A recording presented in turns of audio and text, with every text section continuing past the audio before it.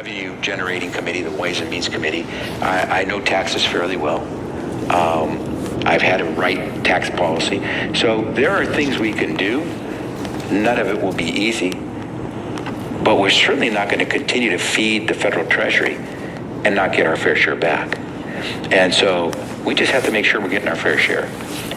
I do believe this election in November will be very important, not just for the governor's office, but for our congressional delegation and what happens in the House and in the Senate.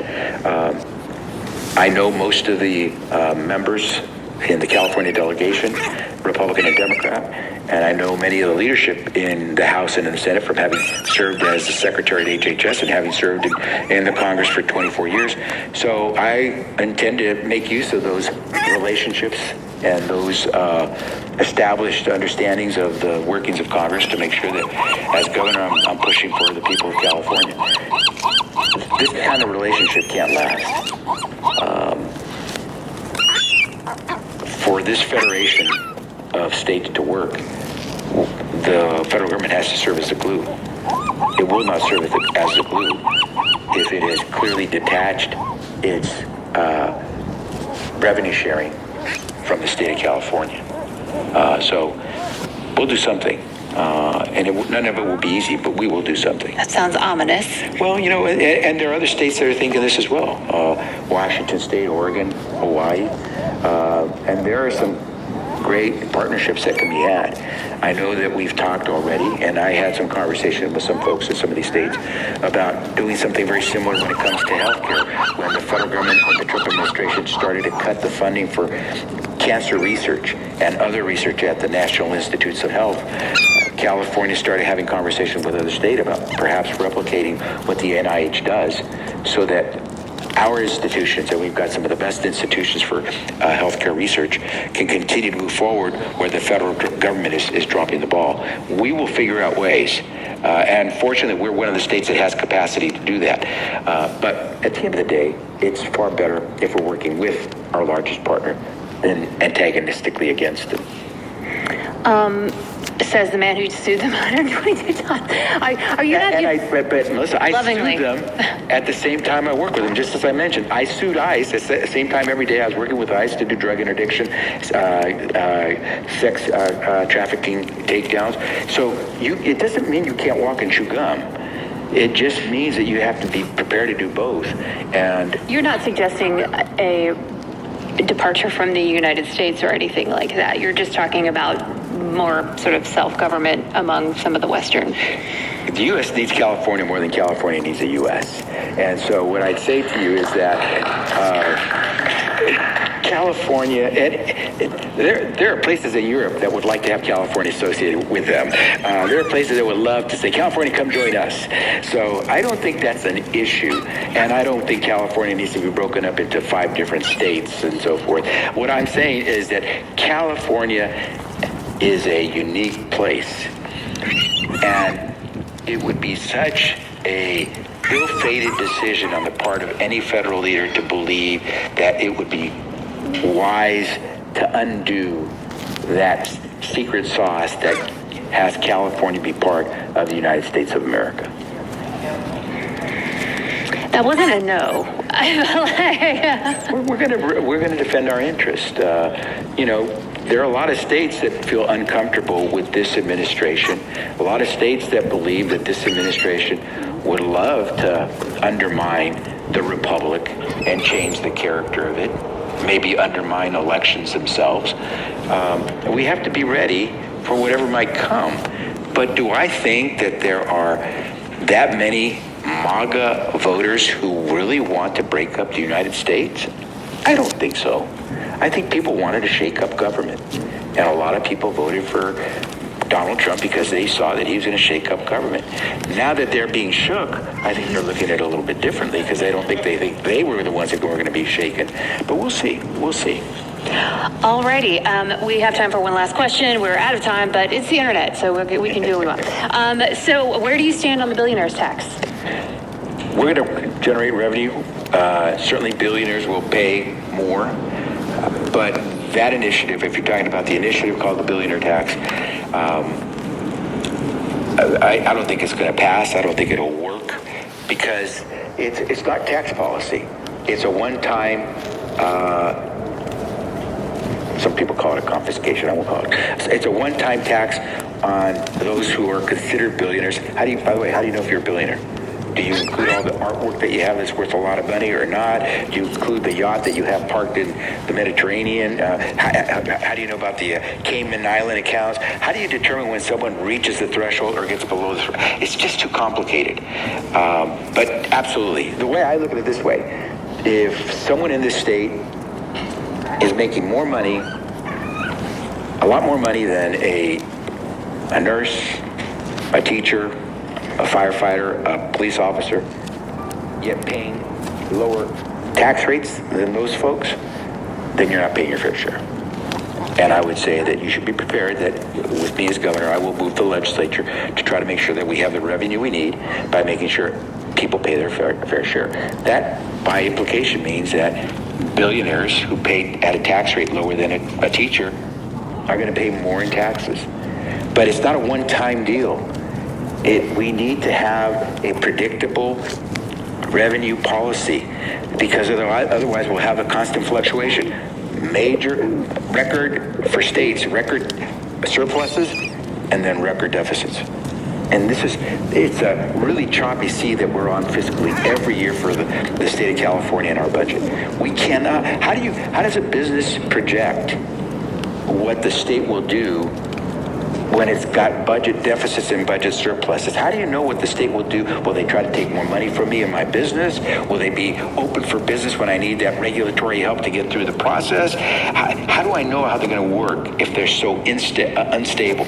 And so I think it's important to have a real predictable path so that everyone around us, businesses, families, know what they can expect. And so that means having a tax code and revenue policy that gives us far more a clear roadmap on where we will go, how much we can spend, what we can invest in, and how we pay for things. And so a one-time deal that may get caught up in the courts forever, I don't think works. Stay tuned. I think there will be an initiative on the ballot that tries to extend what we passed about 10 years ago, Prop 55, Prop 30, which was money dedicated to our schools, with some money going to healthcare. I think that's an initiative that should be reauthorized by the voters. And so there are ways that we can get revenue that are more consistent, more predictable, and I would be supportive. But if you're paying at a tax rate lower than a teacher, firefighter, and so forth, chances are you're going to have to pay more. Alrighty, well, everyone, we're past time. Thank you very much to Javier Becerra, former Secretary of Health and Human Services, for joining us today. For more information about membership or upcoming Commonwealth Club World Affairs programs, please visit commonwealthclub.org. I'm Melissa Kane. Thank you. Have a great afternoon. Thanks, Melissa.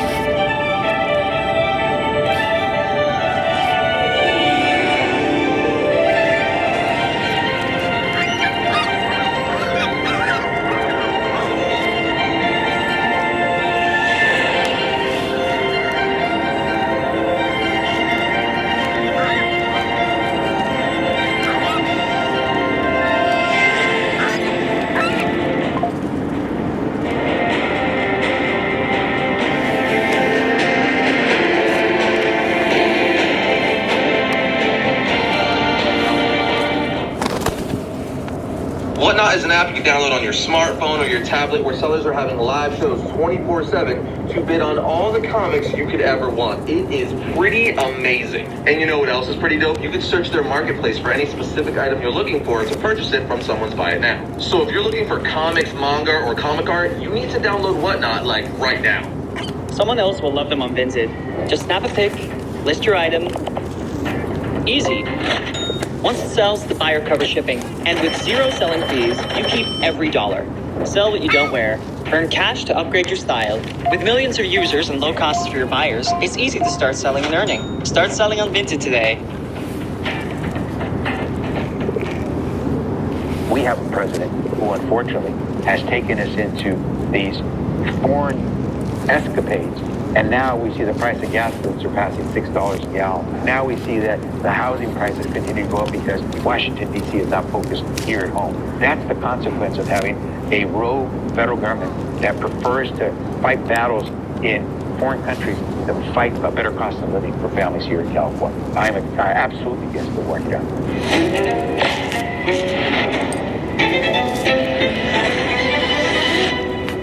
Secretary Javier Becerra, thank you so much for joining us today. Secretary, you've had an impressive journey in leadership from Congress to California Attorney General to leading health and human services under President Biden. And in 2026, you're running in hopes to be elected as California's next governor. How did we get here? Daniela, we got here through a lot of hard work. My parents, a construction worker, a secretary office worker, just worked really hard. Never had a chance to go to college. They gave their kids that opportunity. You learn from example. You work hard. You apply yourself. You get lucky. Get to go to Congress. Get to go become the chief law enforcement officer for the state of California as the attorney general. You get an offer from the President of the United States to serve in his cabinet as the secretary of the largest health agency in the world during the midst of a pandemic. How do you say no? How do you say no? So what was that decision when you said, I would like to be elected? I would like for the people of California to consider me to be their next governor. What was that point for you? It actually started way before I decided to run for governor. It started when I first decided to run for my first office back in the 1990s, when I wanted to make a difference. I thought making the difference for someone who never had a chance to run for office, didn't have a lot of money, it meant working for somebody who had their hands on the levers, and I would help drive that policy by working with them to help shape it. And that's what I started doing. I started working with a state legislator, helping with their policy. And that's when I thought to myself, what a great job. But I always thought it would be as the person helping the elected official, not as the elected official, until many of the folks that I got to know and work with and champion causes with said, Javier, have you ever thought of running for office? And I had said, well, not really. They said, well, if you think about it, we will support you. And that's what got the ball rolling. And in 1990, I got elected to the state assembly, then to Congress, then Attorney General, then Cabinet Secretary of Health and Human Services. So what made me run for governor? The fact that I saw that a guy who never thought he'd have a chance to run for anything could become the next governor. I think many Latinos relate to that feeling of, no, we'll help others, we'll help others get there, or we'll be in the background. But to see a Latino in power, in leadership, is very inspiring for many. Why should Latinos look for representation in our leadership at this moment in history? Daniela, for the same reason, it's inspiring to see you as the host talking to me. I'm talking to someone who I can relate to, who I suspect has had many of the same experiences, probably likes a lot of the same food that I do. And 20, 30 years ago, Daniela would not have been sitting there. And you say my name Daniela, not Danielle or Danielle, and struggle with the double L. Yeah, no, it's a different world, and that's the beauty.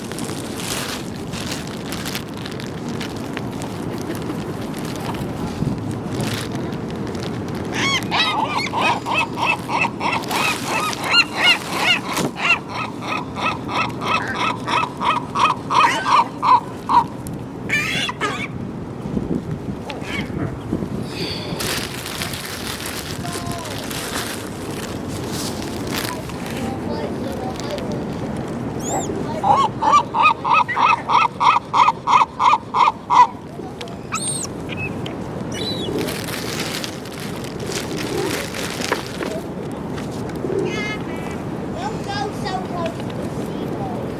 Let me get.